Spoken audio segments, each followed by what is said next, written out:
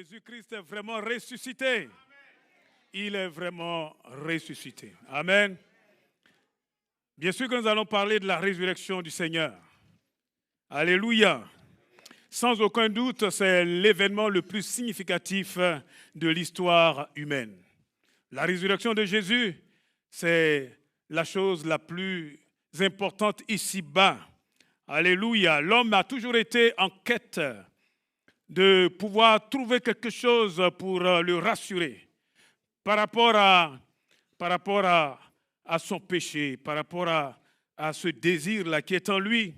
Et il veut être libéré de la puissance du péché et de la culpabilité. Vous savez, on peut dire ce qu'on veut, mais quand on n'est pas en paix avec Dieu, quand on n'a pas fait vraiment cette communion avec le Seigneur, on peut raconter tout ce qu'on veut.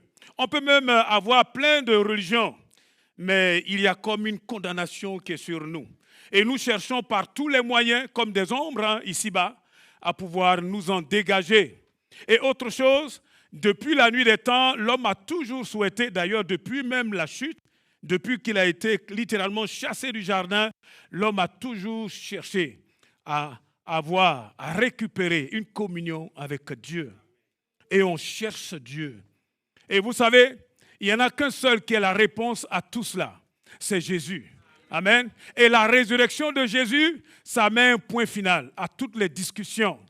Tous ceux qui ont parlé, qui sont venus, qui ont parlé des religions plus ou moins sophistiquées, on sait leur fin. Ils sont dans un trou quelque part. Amen.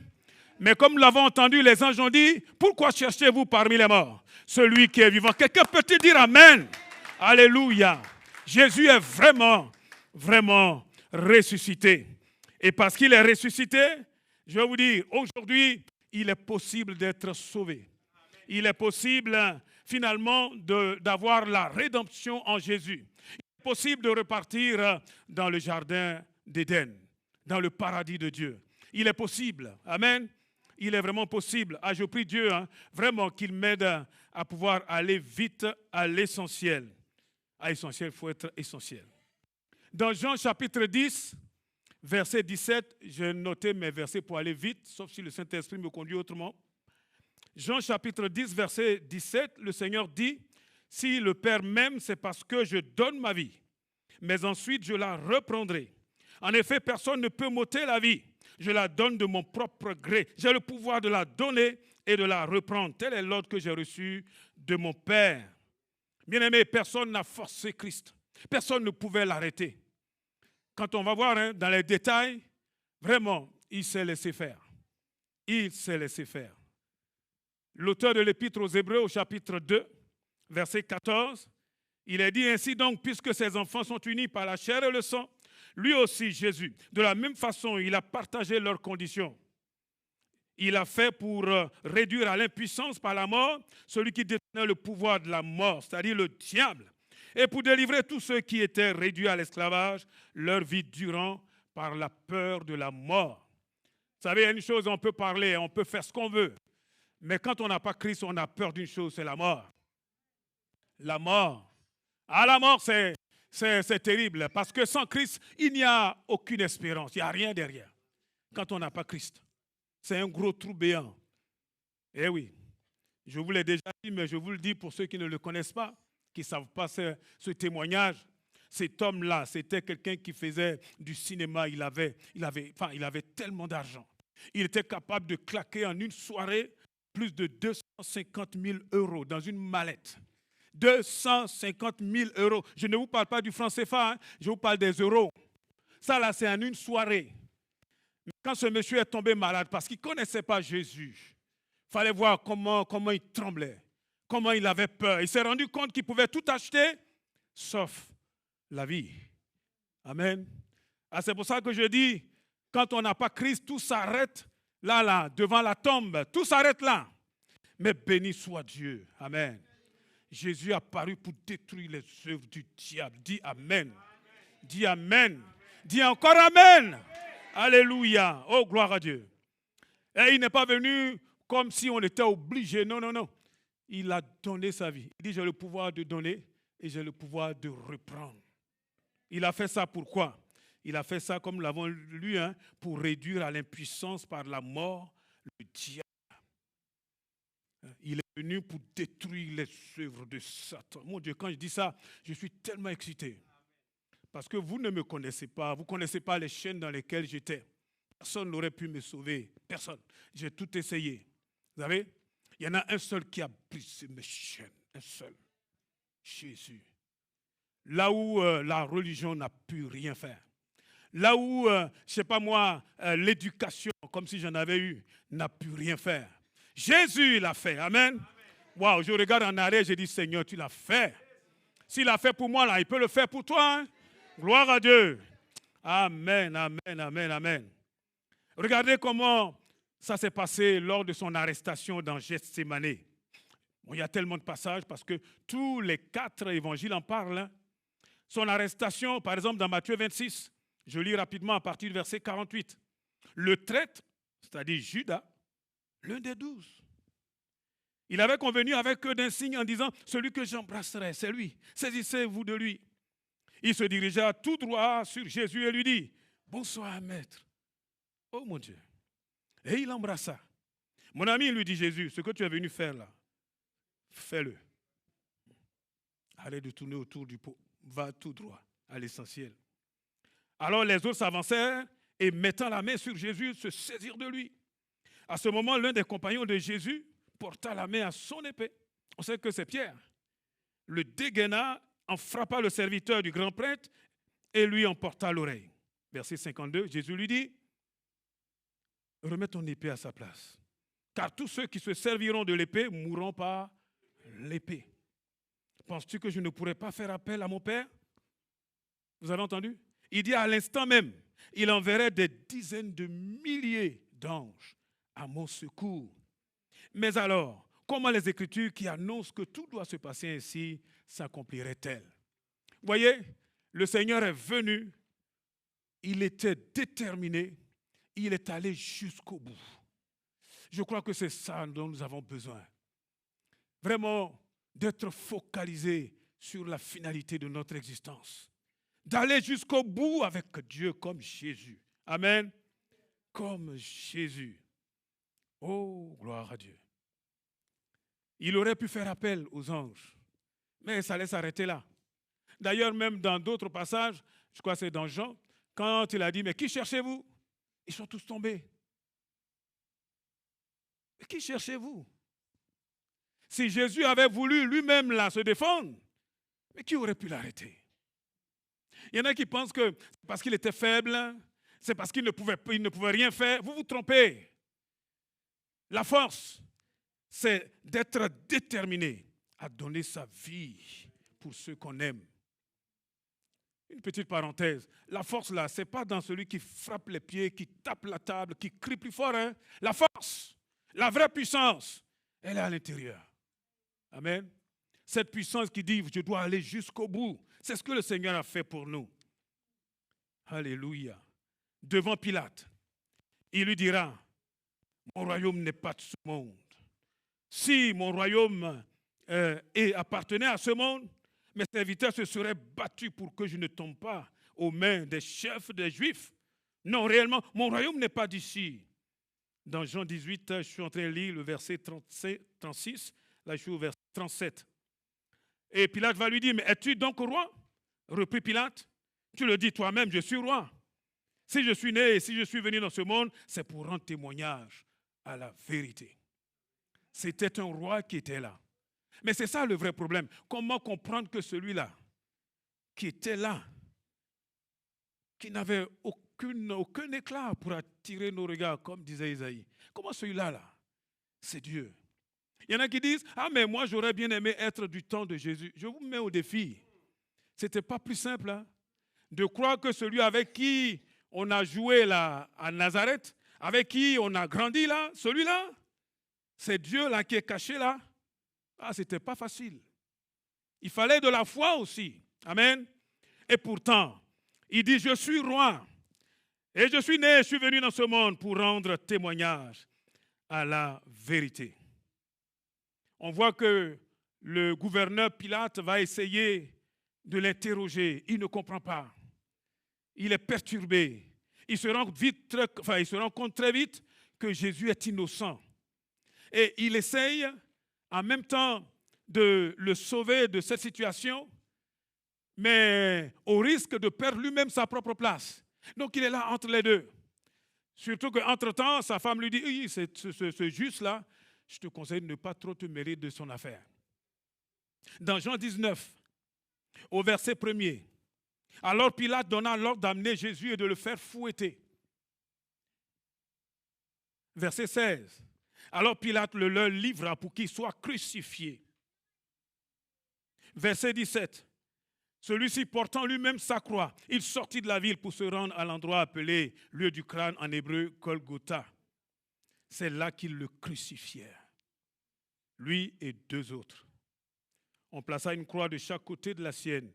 Celle de Jésus était au milieu. La crucifixion, c'est une invention satanique, diabolique, qui n'est venue justement qu'avec les Romains. C'est pour ça que la Bible dit, à un moment donné, au jour qui a été indiqué par Dieu, là le Fils de Dieu a apparu. Parce qu'il fallait que tout cela soit prêt. Amen. Et avant de crucifier donc le condamné, on l'amenait au supplice de la flagellation. Je ne sais pas si vous savez ce que c'est que la flagellation. Pour ceux qui ont regardé un tout petit peu le film La Passion du Christ, c'est horrible. Ça s'exécutait avec un fouet de bandes de cuir. Et au bout de ces bandes-là, il y avait donc des petites pointes. Parfois, c'était des os, c'était aussi parfois même carrément en acier, bien taillé. Et donc, quand le bourreau, là, il balançait ça sur la chair du condamné, mais ces éléments-là venaient se planter dans sa chair comme des vrais couteaux. Et qu'est-ce que vous pensez qu'il faisait l'autre? Voilà, il s'arc-boutait là, il tirait dessus. Non, pas toi, reste tranquille. Et il arrachait des lambeaux de chair avec ça. Et le sang giclait partout. Ça là, Pilate l'a fait en disant, quand ils verront cela, ils vont peut-être changer d'avis. Mais quelqu'un a dit, même si le diable même était venu là, ils allaient préférer quand même qu'on détruise Jésus. Il y avait une puissance derrière tout cela, extraordinaire. Et après, il faut qu'il porte sa croix pour monter donc cette colline-là du Golgotha. Quelqu'un qui n'a pratiquement pas dormi, avec toute la pression qu'il y a eu cette nuit. Je vous rappelle, à Gethsémane, il était en train de prier. Il était vraiment dans un combat spirituel. Horrible. Il y a des versions qui disent même que sa sueur est devenue comme des grumeaux de sang. Et tout ça, pas parce qu'il était obligé, mais uniquement par amour pour toi et moi. Alors quand je vois certains qui disent non, moi ça ne m'intéresse pas. Vous savez, un jour on passera devant le tribunal de Christ. Et je suis sûr qu'il nous montrera ses mains percées, ses pieds percés, son côté percé. Dis-moi, qu'est-ce que tu auras à dire? Qu'est-ce que tu pourras dire là?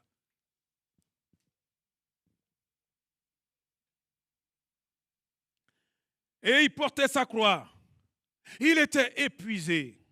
Et il lui arrivait même de tomber, ce qui ne faisait qu'aggraver les blessures. Imaginez. Je suis passé rapidement sur la couronne d'épines.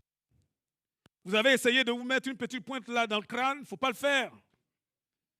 Là, c'est je ne sais plus combien de pointes là. Et on a enfoncé, sans anesthésie bien sûr.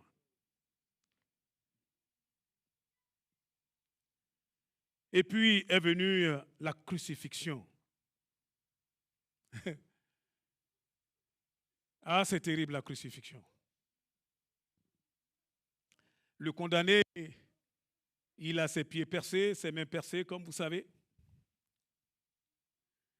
Et donc, ce qui va le fatiguer plus, c'est que il est pendu là. Il a du mal à respirer. parce que mal, son corps tire vers le bas et donc ses mains en haut là commencent à se déchirer. Il ne peut pas respirer. Donc il essaie tant bien que mal de s'appuyer sur ses pieds où il y a déjà des clous. Pour prendre un peu l'air. Et il arrive à prendre quelques bols d'air. Mais ça fait trop mal en bas, donc il se relâche encore. Et là encore, il tombe. Littéralement, il est en train de s'asphyxier. Lentement, mais certainement.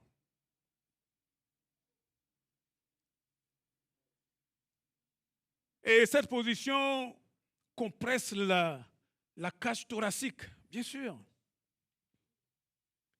Il y en a qui disent, Jésus n'a pas été à la croix. Oh mon Dieu, c'est l'événement le plus attesté dans le monde.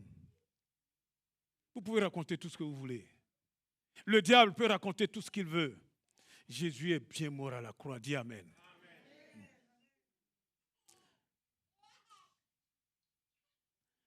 J'aimerais vous dire que il était déjà pendu là depuis autour de 15 heures. Donc ce mouvement-là, prendre un peu d'air, récupérer, prendre un peu d'air, récupérer et ton sang qui gicle, sans oublier tout ce qu'il a déjà pris là sur le corps, c'était horrible. Horrible. Ça nous montre l'horreur du péché. C'est pour cela que nous qui sommes enfants de Dieu, nous ne devons pas jouer avec le péché. Hein. Il y en a qui disent, oh, c'est pas grave. Pourtant, tu sais très bien ce que tu es en train de faire là, ça attriste le Saint-Esprit. Mais non, c'est pas grave. C'est pas grave. Jésus est mort pour ça. Jésus a donné sa vie pour ça. Et puis,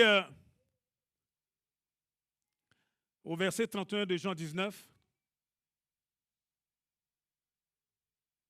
comme on était à la veille du sabbat, et de plus, d'un sabbat particulièrement solennel, c'est ce qui est écrit. Les chefs des Juifs voulaient éviter que les cadavres restent en croix durant la fête.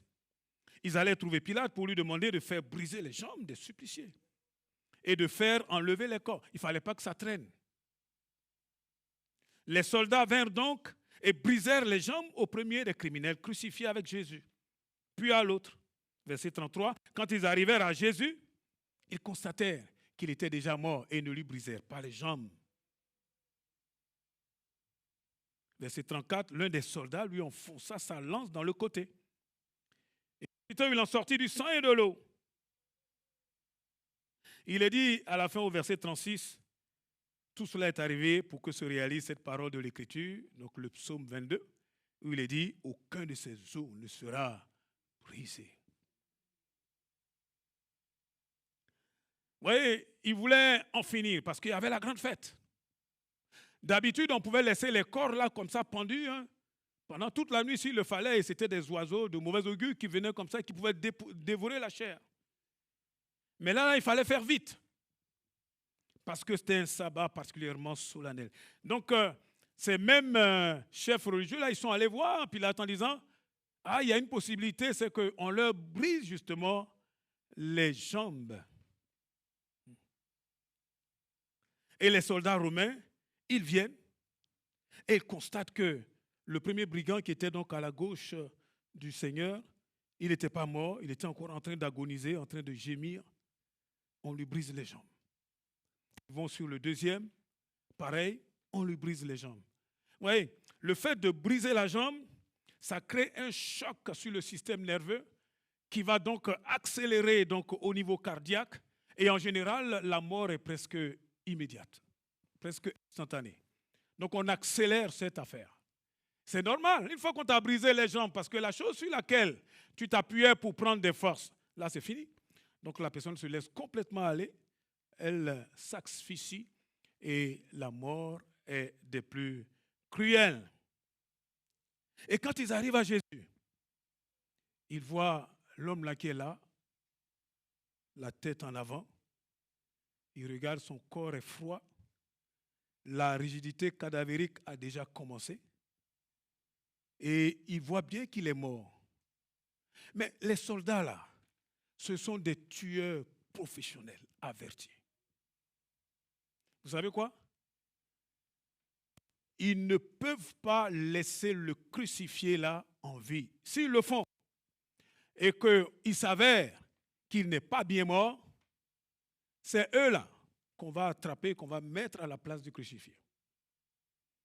Donc ils sont obligés. Donc l'autre là, il regarde très bien et il dit cette affaire-là, je pense qu'il est mort, mais il faut que je vérifie ça. Il faut que je sois sûr. Il faut que je fasse quelque chose qui prouve que là, il est vraiment mort. Et on l'a vu, hein? Il sort sa lance, il la lui enfonce dans le cœur. Vous voyez, souvent quand on nous montre les images, on a tendance à montrer plutôt du côté, comme ça, droit. Le cœur n'est pas là-bas. Hein? Ça, c'est des erreurs des artistes pendant des années. C'est plutôt là. Du côté gauche. Il la lui enfonce là, dans le côté, pour lever tout doute de sa mort. Je vous rappelle que cette lance-là porte une pointe qui est large de 10 à 15 cm, aussi acérée qu'un rasoir. 15 cm, 10 à 15 cm, c'est ça. Hein? Il enfonce dans le côté, il tourne bien et il l'arrache. C'est ça, hein? C'est ce qui s'est passé. Donc il y a un trou béant sur le côté et la Bible nous dit là que de cette plaie large, de 10 à 15 cm, s'écoulent des gros caillots de sang coagulé, preuve qu'il était vraiment, vraiment mort. En tout cas, il était mort. Amen. Donc Jésus est mort. Il a donné sa vie pour nous. Dans Jean 19, verset 38, il est dit, après ces événements, Joseph de la ville d'Arimathée alla demander à Pilate la permission d'enlever le corps de Jésus. Joseph, de même que Nicodème qu'on va voir après, c'était des hommes très riches. Ils avaient les moyens. Et ils possédaient des esclaves qui connaissaient comment on enveloppait les linges funéraires, donc des cadavres, d'accord, comment on les embaumait, comment on utilisait les aromates, et selon les usages funéraires du temps des Juifs. Regardez, hein, Nicodème, verset 39, vint également, c'était lui qui auparavant était allé trouver Jésus de nuit, il apporta environ 30 kilogrammes d'un mélange de myrrhe et d'aloès.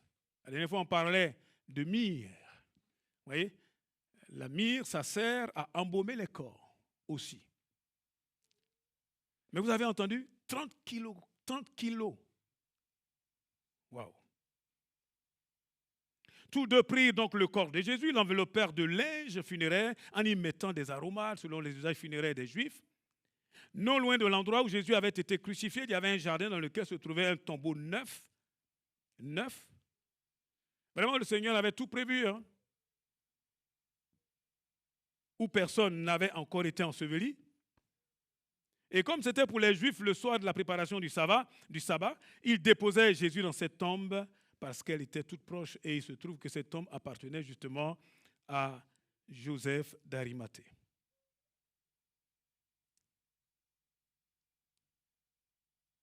Donc ils vont prendre des tissus de lin, ils vont les déchirer en bandelettes, j'ai noté de 3 à 5 cm de large, et ils vont enduire ces linges-là d'une substance collante de 50 kilos. Waouh! Ils vont prendre l'orteil, ils vont l'entourer.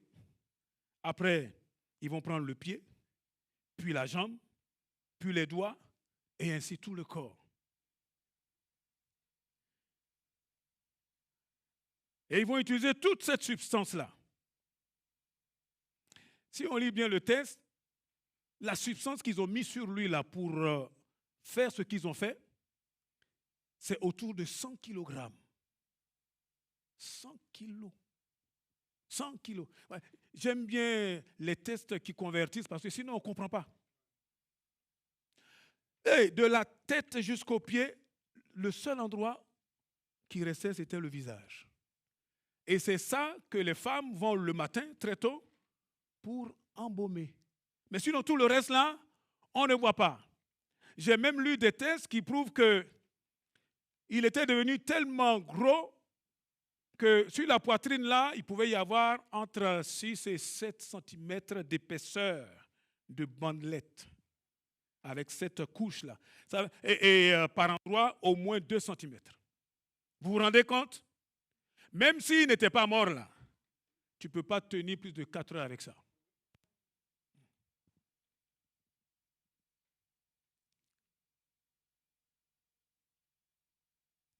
Ce qui est sûr, c'est que Jésus est bel et bien mort. Il a été déclaré mort par les Romains. Je vous ai dit, les soldats là, c'était des tueurs. C'était des tueurs professionnels. Ah, ils n'avaient pas intérêt à rater leur mission, sinon eux là, on les tuait à leur place.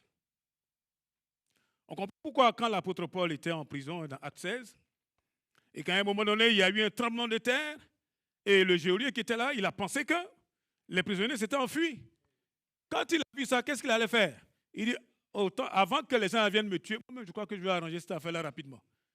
Mais oui, parce qu'il sait que si les prisonniers se sont enfuis là, lui là, son compte est réglé. Tu ne peux pas laisser passer un prisonnier. Encore moins un condamné, un supplicié.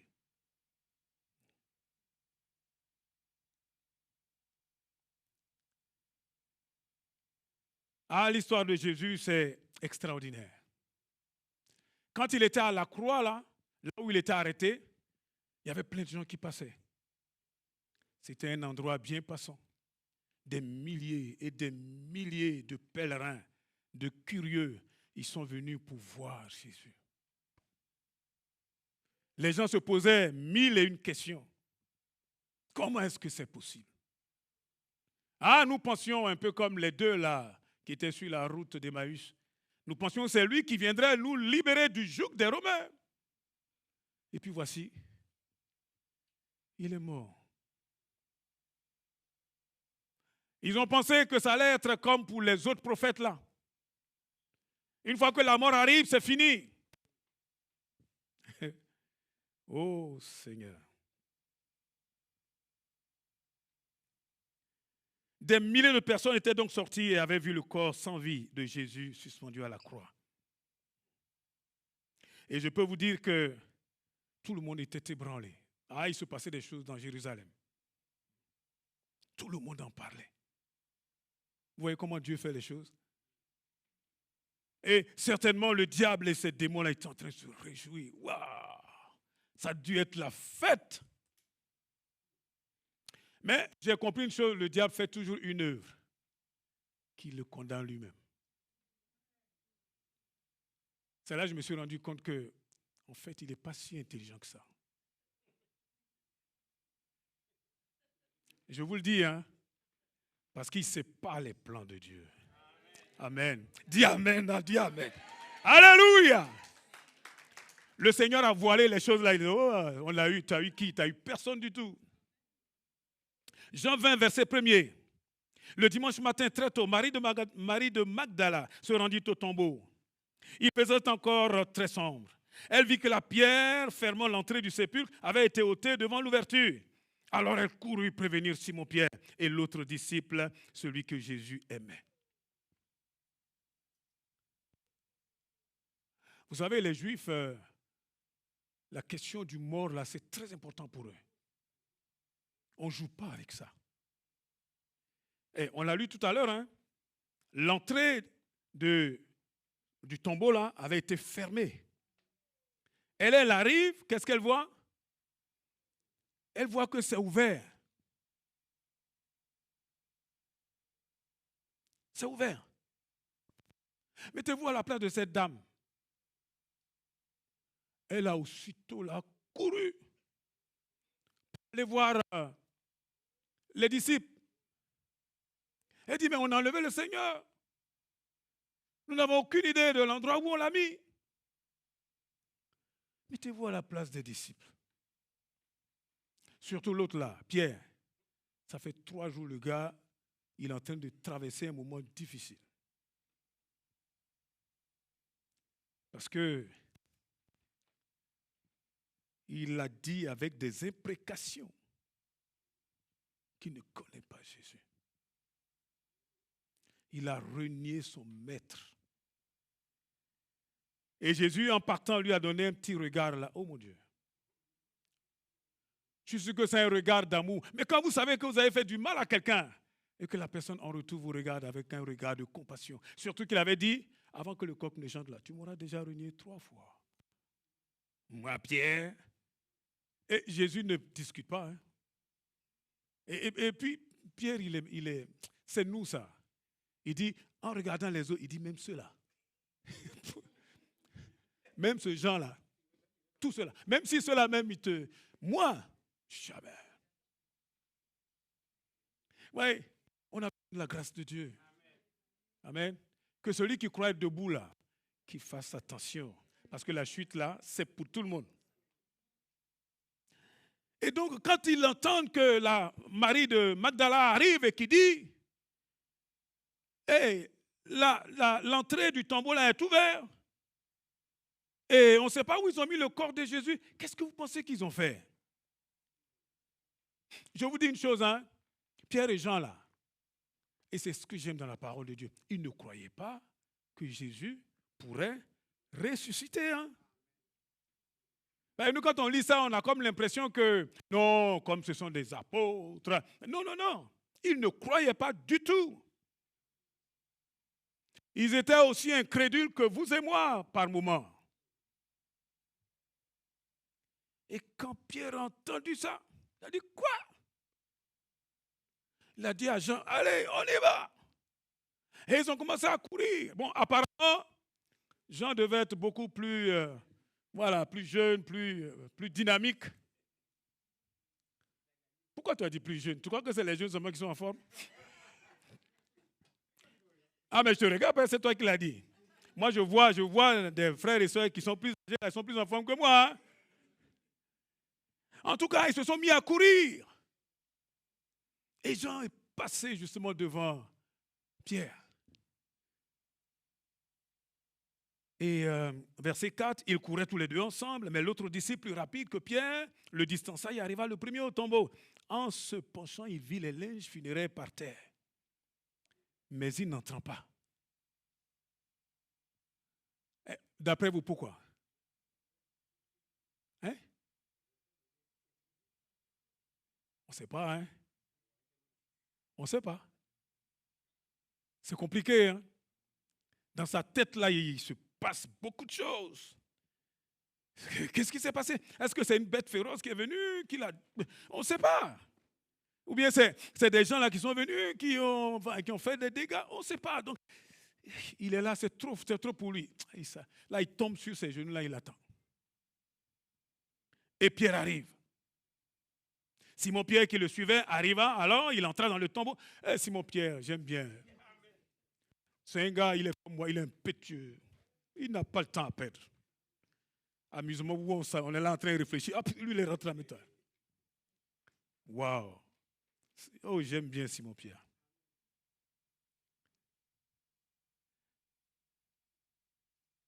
Il vit les linges qui étaient par terre, verset 7, et le linge qui avait enveloppé la tête de Jésus, non pas avec les linges funéraires, mais enroulé à part. Oh mon Dieu, à sa place. Alors l'autre disciple, celui qui était arrivé le premier, ça dit Jean, entra à son tour dans le tombeau, il vit et il crut. Je vous pose la question, qu'est-ce qu'il a vu? Réfléchissez, hein? C'est de la logique pure. Qu'est-ce qu'il a vu? Donc c'est pour ça que je dis, il ne croyait pas avant. Mais il a vu quelque chose là qui a fait qu'il a cru. Vous savez ce qu'il a vu? Je vous ai parlé des fameuses bandelettes qu'on a prises pour couvrir tout son corps.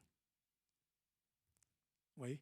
Il ne restait plus qu'une petite fenêtre là, c'était simplement le visage. Qu'est-ce qu'il a vu?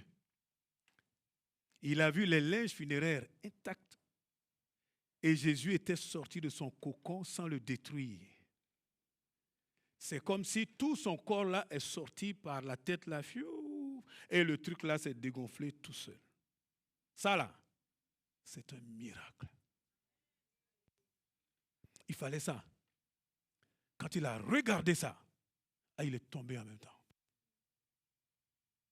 C'est un miracle. C'est un miracle. Tu ne peux pas dire, quelqu'un est venu l'aider. Non.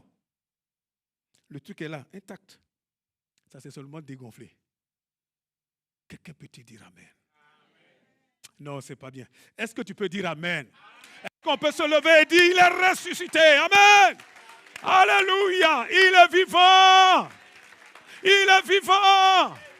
Il a vaincu la mort. Amen! Gloire à Dieu! Gloire à Dieu! Maintenant, je vous pose la question.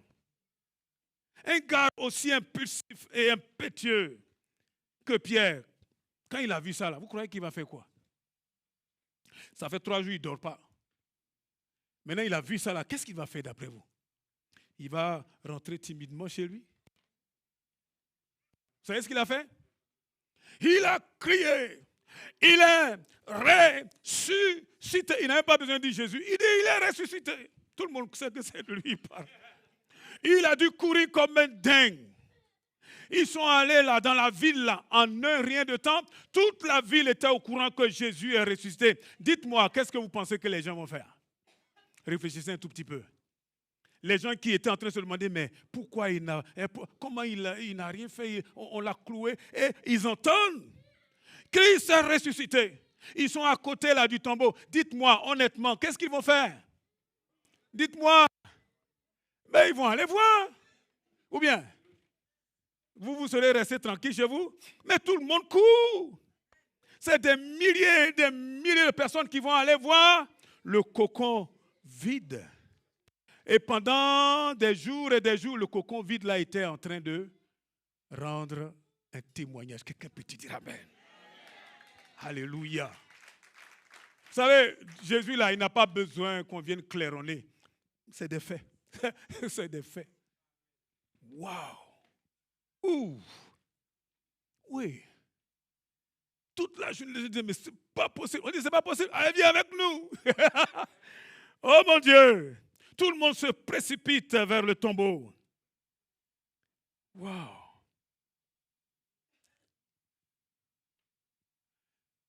Et après, on a des gens qui sont complètement transformés. Je suis en train de terminer pour qu'on ait le temps de prier. J'aurais tellement de choses à dire. Mais 50 jours plus tard, il va y avoir encore un autre événement. La Pentecôte. On en parlera plus tard. Mais je vais quand même revenir sur le message de Pierre.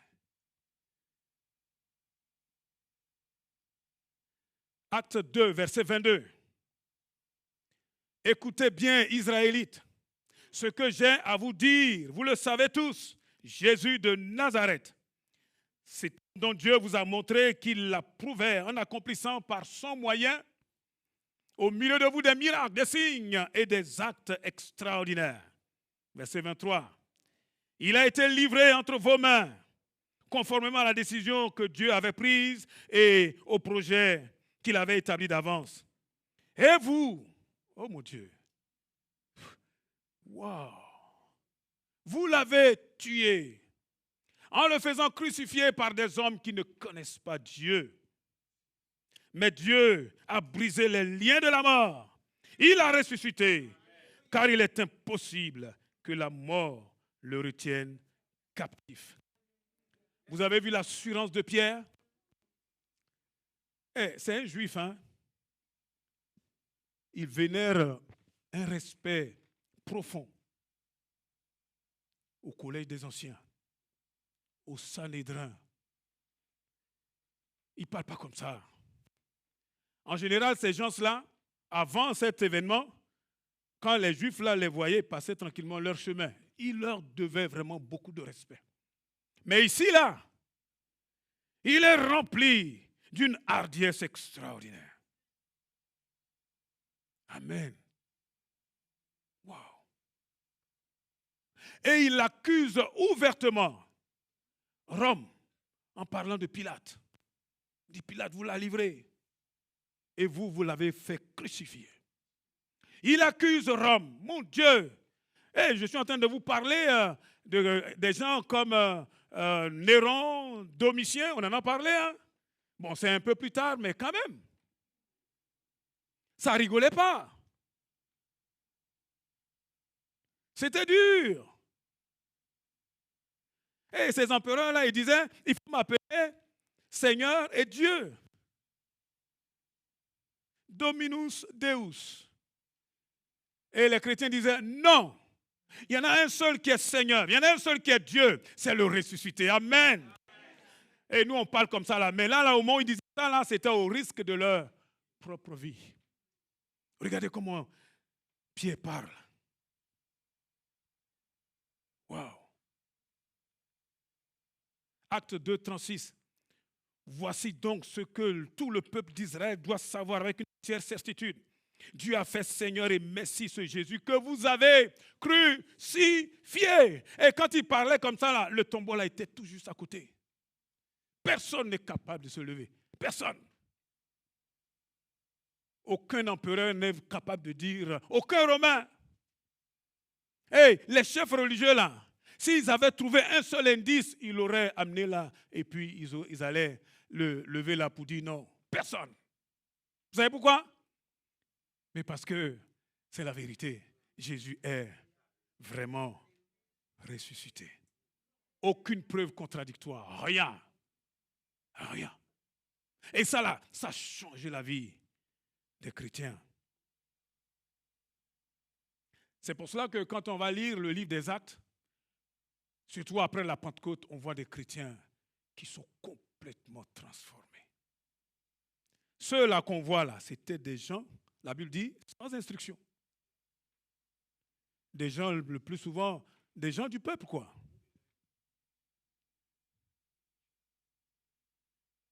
Ils faisaient comme ils pouvaient pour gagner leur vie. Mais là, regardez par exemple dans Actes au chapitre 4. Je vais aller rapidement pour terminer. Verset 16.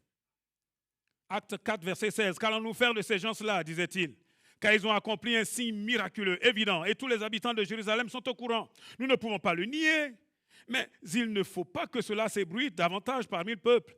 Défendons-leur donc sous peine de sanction de parler désormais à qui que ce soit au nom de Jésus. Ah bon? Là-dessus, ils les firent rappeler et leur interdit formellement de parler ou d'enseigner au nom de Jésus. Mais Pierre et Jean leur répondirent, jugez en vous-même. Est-il juste devant Dieu de vous obéir plutôt qu'à Dieu? Quant à nous, nous ne pouvons pas garder le silence sur ce que nous avons vu et entendu. Amen. Vous voyez, ils craignaient quelque chose, le nom de Jésus. Ils craignaient la mention du nom de Jésus. Ils craignaient que le nom de Jésus soit proclamé, bien-aimés. Je suis en train de terminer et j'aimerais vous dire, le nom de Jésus est toujours efficace. Amen. Même si ça a été compliqué jusqu'à présent, bien-aimés, prenons notre place. Ceux qui nous ont devancés là, c'était des gens comme nous. Prenons notre place. Le nom de Jésus a-t-il encore de la puissance même après sa mort?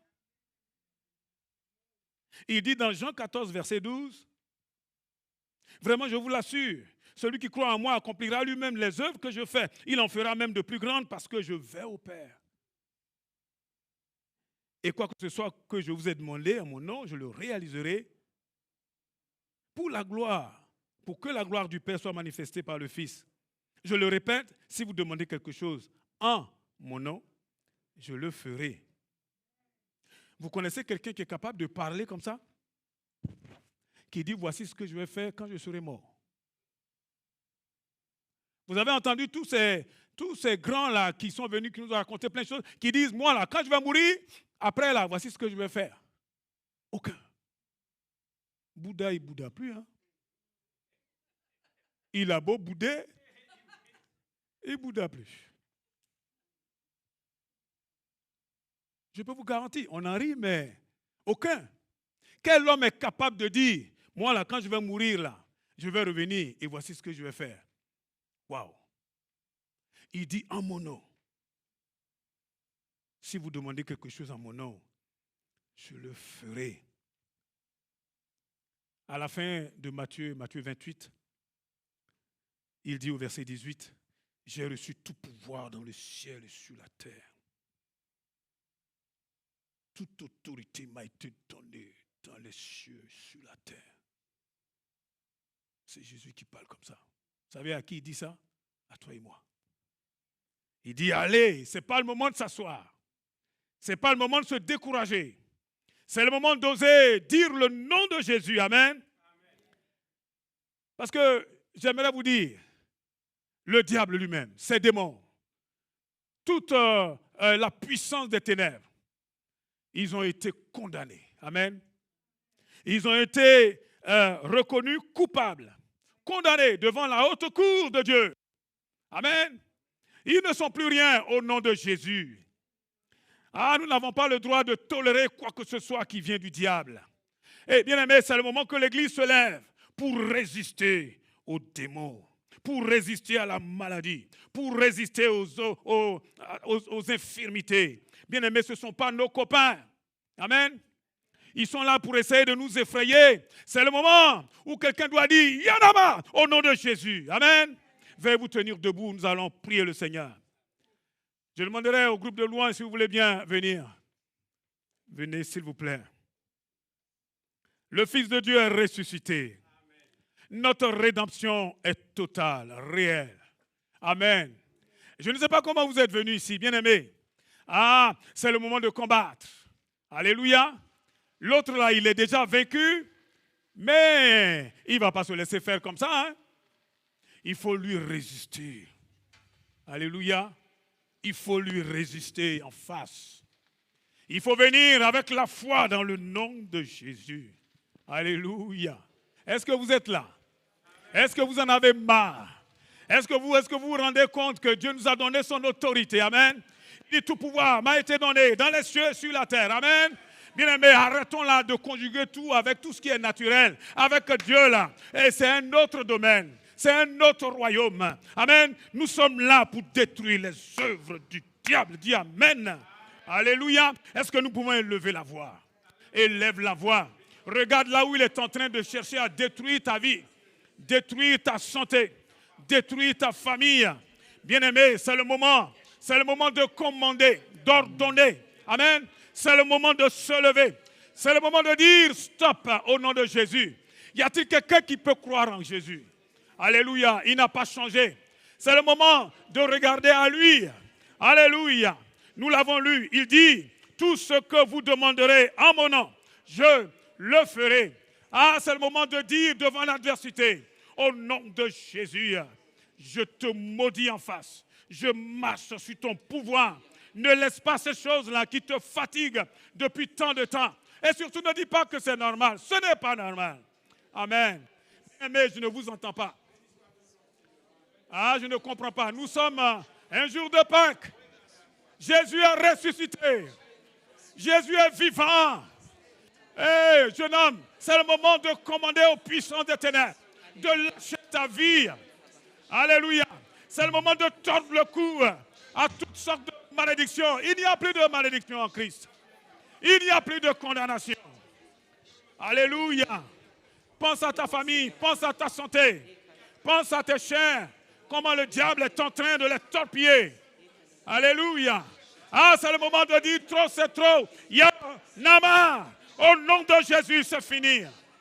Y a-t-il quelqu'un qui est énervé là et qui peut dire au nom de Jésus? Au nom de Jésus.